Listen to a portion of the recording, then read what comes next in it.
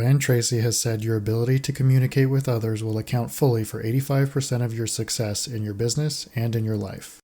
Here are some tips to improve your communication in both the personal and professional setting. These are even more important if you're dealing with clients on the business side. First, listen. If you are not able to digest and understand what the other side is trying to communicate, then your response may get disjointed from any real issues or decisions at hand. Listening actively will enable you to better connect the dots within and between conversations around the workplace that will drive your value as part of an organization. You may notice that it is the people that do the least talking that provide the most answers and impactful decisions around the professional environment. Second, pay attention to your body language.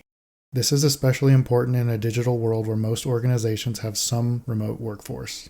Sit up straight, try to position your video camera towards where you will be looking into, and don't be afraid to look directly into it.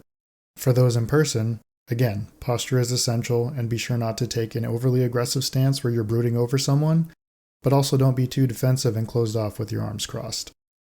Third, be concise. This applies to both written and verbal communication. Nobody wants to read an essay that only has one point.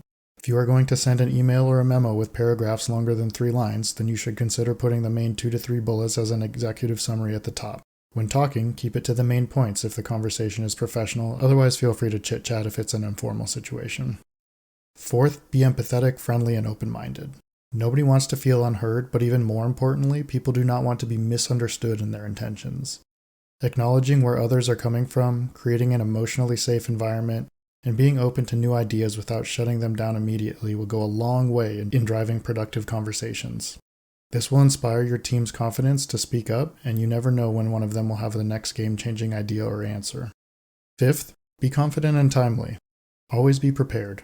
If someone sends you a Slack or an email, don't sit on it for over a day, especially if they express any sense of urgency. If you become known for this in your organization, your colleagues will avoid pulling you in and pass you up for opportunities and career growth. Come prepared and confident to talk about whatever is on a given meeting's agenda. Beyond that, if it's your meeting, make sure it has an agenda so you don't waste anyone's time. And finally, use the right forum and cater to your audience. Are you sending a memo to the C-suite? Keep it under 500 words. Are you giving a presentation to the entire company? You better practice it a few times beforehand. TED Talks even makes their speakers do 10 test runs, but that might be a bit much for your case. Are you having a call with a client that may have questions you don't have the answers to? Pull in a colleague with expertise that might be able to help, or be prepared to take the questions offline and find an answer. All of these things will help you stand out in an organization as someone who is reliable, capable, and a go-to for important matters. Communication is something anyone can be okay at, but very few choose to excel at. Take these tips to heart and start working little by little to improve your own communication skills in the professional setting. Work smart, be kind, and help others.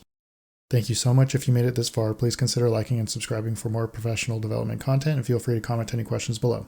Bye.